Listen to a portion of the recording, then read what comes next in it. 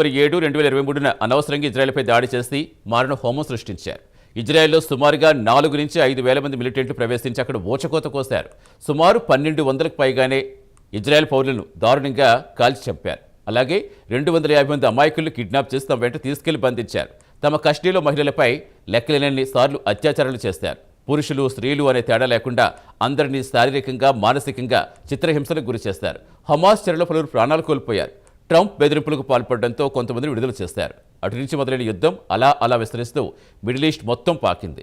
America కూడా రంగంలోకి దిగాల్సి వచ్చింది. అయితే తాజాగా అల్ జజీరా ఛానల్ ఒక డాక్యుమెంటరీ ప్రసారం చేస్తుంది.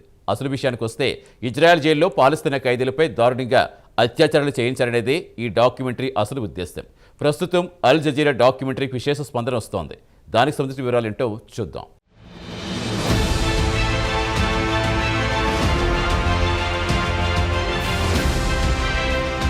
ప్రస్తుతం అమెరికాకు, ఇరాన్కు మధ్య జరుగుతున్న యుద్ధానికి బీజం పడింది మాత్రం అక్టోబర్ 7, 2023లో అని చెప్పుకోవాల్సిందే. ఆ రోజు పాలస్తీనాకు చెందిన మిలిటెంట్లు యహ్యా సిన్వార్ నేతృత్వంలో సుమారు 4 నుంచి 5,000 మంది ఇజ్రాయెల్ ప్రవేశించి మారణ హోమాన్ని సృష్టించారు. సుమారు 1,200 కంటే పైచిలుకు ఇజ్రాయెలీ పౌరుల్ని ఊచకోత కోశారు. సుమారు 250 మంది పౌరుల్ని, వారిలో బాలికలు, యువతలు, మహిళలు, ముసలివారు, యువకులు ఉన్నారు. వారందర్నీ కిడ్నాప్ చేసి వారి పట్ల అత్యంత దారుణంగా వ్యవహరించారు. వారి చెరలో కొంతమంది ప్రాణాలు కోల్పోయారు. మహిళల పట్ల, యువతులపై అత్యంత దారుణంగా అత్యాచారాలకు పాల్పడ్డారు. ఇవన్నీ గత చరిత్ర.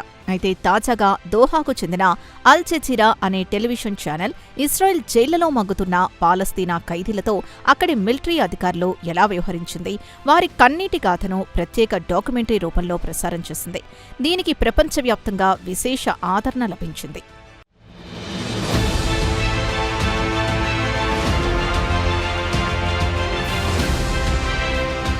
ఇజ్రాయెల్ జైళ్ల నుంచి ఇటీవల విడుదలైన వారు ఇజ్రాయెల్ జైళ్లలో తమ కన్నీటి గాథను అల్ జజీరాకు పూసగుచ్చినట్లు వివరించారు. తమపై అతిపెద్ద కుక్కలతో రేప్ చేయించారనేది వారి ప్రధాన అభియోగం.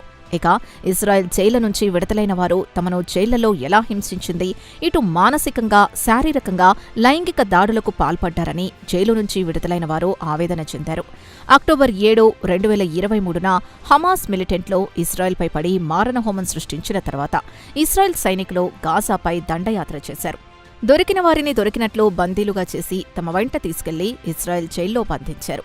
ఇక ఇజ్రాయెల్ సైనికులకు చిక్కిన వారిలో మహ్మద్ జాకీ అల్ బక్రీ ఒకడు. ఇతడు గాజాలో ఒక ప్రభుత్వ ఉద్యోగి. తాను ఇజ్రాయెల్ కస్టడీలో ఉన్నప్పుడు తనపై అతిపెద్ద కుక్కతో రేప్ చేయించారని వాపోయాడు. ఇజ్రాయెలీ గార్డ్స్ చేతిలో తాను ఎన్నో అవమానాలకు గురయ్యాయని చెప్పుకొచ్చాడు. తనను ఏప్రిల్ 10, 2024న రేప్ చేసినట్లు గుర్తుందని చెప్పుకొచ్చాడు.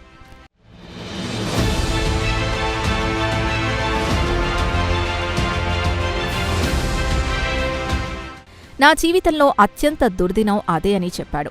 ఇజ్రాయెలీ గార్డ్స్ తనతో పాటు 6-7 మందిని తీసుకెళ్లి చిన్న కేస్ లేదా పంజరం లాంటి దాంట్లో కుక్కారని చెప్పాడు. ఆ పంజరం బయట చిన్న మార్గం లేదా ఒక గది లాంటిది ఉండేది. దాన్ని వెయిటింగ్ ఏరియా అని పిలుస్తూ ఉంటారు. చేతులకు సంకెళ్లు వేసున్నప్పుడే వాళ్లు మా బట్టలు తీసేశారు. మా కళ్లకు గంతలు కట్టారు. అలాగే మా చేతులు, కాళ్లను కూడా కట్టేశారు. తర్వాత తమపై కుక్కలతో దాడులు చేయించారు. అక్కడే ఇజ్రాయెలీ జైలు అధికారులు, సైనికులు ఉన్నారు. తాము కుక్కల దాడులతో వణికిపోతుంటే వారు నవ్వుతూ అక్కడే పెద్ద పార్టీ చేసుకున్నారు. ఇక తమపై పంపిన కుక్కల్ని చూస్తే ఎవరైనా నిలువునా వణికిపోవాల్సిందే. ఆ కుక్క మూతికి ఇనుప కవచం ఉంచారు.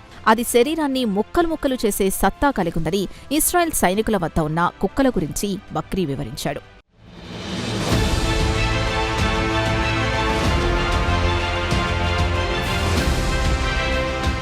తమ బట్టలు ఊడదీసిన తర్వాత కొంతమంది అధికారులు లేదా సైనికులు ఒక రబ్బర్ రాడ్ని తీసుకొచ్చి ఈ రబ్బర్ రాడ్ని సెక్స్ టాయ్లా వినియోగించారు. కొంతమందిపై ఆ పైపుల్ని వినియోగిస్తే మరికొంతమందిపై కుక్కలతో రేప్ చేయించారు. తనపై కూడా కుక్కతో రేప్ చేయించారని అల్ బక్రీ చెప్పాడు. తన దుస్తుల్ని తీసేసిన తర్వాత తనను అతిపెద్ద కుక్క రేప్ చేసిందని అల్ బక్రీ అల్ జజీరాకు వివరించాడు. తాము భరించలేని బాధతో రోధిస్తున్న ఇజ్రాయెల్ సైనికులు ఆనందం పట్టలేక నవ్వుతూ ఉన్నారే తప్ప తమపై ఎలాంటి జాలి చూపించలేదని అల్ బక్రీ వాపోయాడు. కాగా అల్ జజీరా ఇజ్రాయెల్ జైల్లో బాధల్ని అనుభవించిన వారి ఇంటర్వ్యూలు తీసుకుని డాక్యుమెంటరీ రూపంలో ప్రసారం చేసింది. ఈ డాక్యుమెంటరీకి bodies of evidence Israel's darkest weapon పేరు డాక్యుమెంటరీని విడుదల చేసింది. దీనికి యావత్ ప్రపంచం నుంచి విశేష ఆదరణ లభించింది.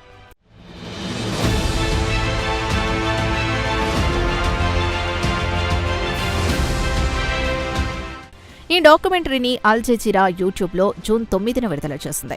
ఇస్రాయెల్ జైళ్లలో పాలస్తీనా ఖైదీలను ఎలా రేప్ చేస్తున్నారో ఇంటర్వ్యూలో మాజీ ఖైదీల వెతల గురించి వివరించారు.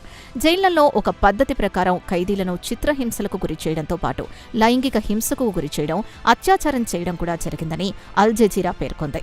అంతర్జాతీయ క్రిమినల్ కోర్టు న్యాయమూర్తులు, యుఎన్తో పాటు ఆక్రమిత ప్రాంతాల్లో ఐక్యరాజ్యసమితి ప్రత్యేక ప్రతినిధి ఫ్రాన్సిస్కా అల్బనీస్ చేసిన కమెంట్ల ఆధారంగా ఈ పరిశోధన చేశామని అల్ జజీరా వివరించింది.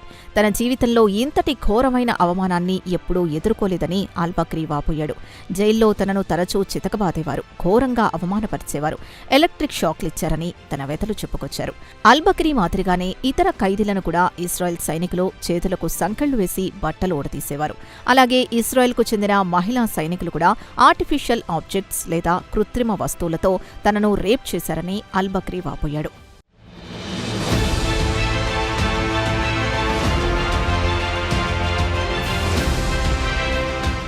ఇక ఇస్రాయెల్ జైల్లో చిత్రహింసల గురించి వివరిస్తూ తన చేతుల్ని వెనక్కి విరిచి కట్టి, తన కాళ్లకు వేసే చైన్లను తీసి, చేతులకు వేసే సంకెళ్లు కాళ్లకు వేసి తనను బోర్లా పడుకోబెట్టి నా వీపు, మెడపై తమ పాదాలతో బలంగా తొక్కారని ఆరోపించారు.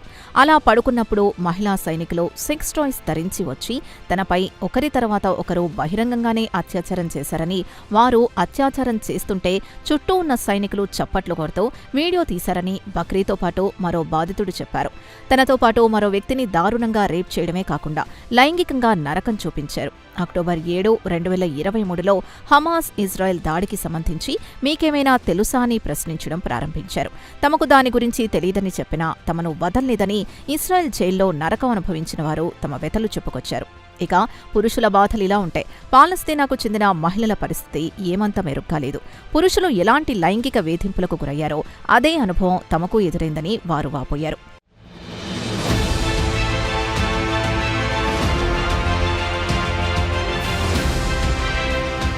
సోదాల పేరుతో తమను నగ్నంగా తమ కుటుంబ సభ్యుల ముందు నిలబెట్టారు. అవమానకరమైన, హేయమైన భంగిమల్లో నగ్నంగా తనిఖీలు చేశారని, పెద్ద పెద్ద కుక్కలతో పాటు ఆయుధాలతో బెదిరించారని, తనను బలంగా ముఖంపై కొట్టారని ఆ మహిళ ఇస్రాయెల్ జైల్లో తాను పడ్డ బాధల్ని ఏకరువు పెట్టారు. ఒక షిరీన్ అనే విద్యావేత్త, సామాజిక కార్యకర్తను వెస్ట్ బ్యాంక్లో అరెస్ట్ చేశారు. ఆమెను బెడ్రూంలోకి తీసుకెళ్లి బట్టలు మొత్తం తీసేయాలని ఆదేశించారు.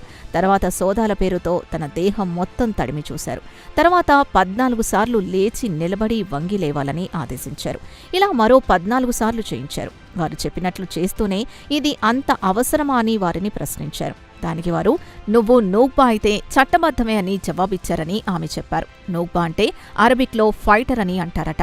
అయితే ఇస్రాయెల్ జైళ్లలో పాలస్తీన్లపై లైంగిక దాడులు కొత్తేమీ కాదు, గత కొన్ని దశాబ్దాల నుంచి కొనసాగుతున్నవేనని డాక్యుమెంటరీలో పేర్కొన్నారు. ఇక పాలస్తీనాకు చెందిన మానవ హక్కుల గ్రూప్ కానీ యూరో మెడ్ హ్యూమన్ రైట్స్ మానిటర్ కూడా ఇస్రాయెల్ సైనికులు పెద్ద పెద్ద కుక్కల్ని వినియోగించి పాలస్తీనా ఖైదీలపై అత్యాచారం చేయిస్తున్నాయని గతంలో ఖైదీల వెతల గురించి ప్రస్తావించాయి.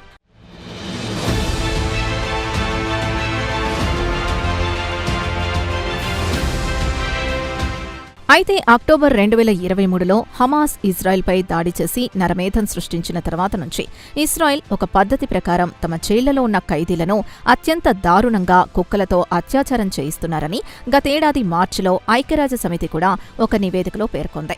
ఇక పాలస్తీనా ఖైదీలపై అత్యాచారాలు చేసిన సైనికులకు ఎలాంటి శిక్షలు విధించదని యుఎన్ నివేదికలో వెల్లడించింది.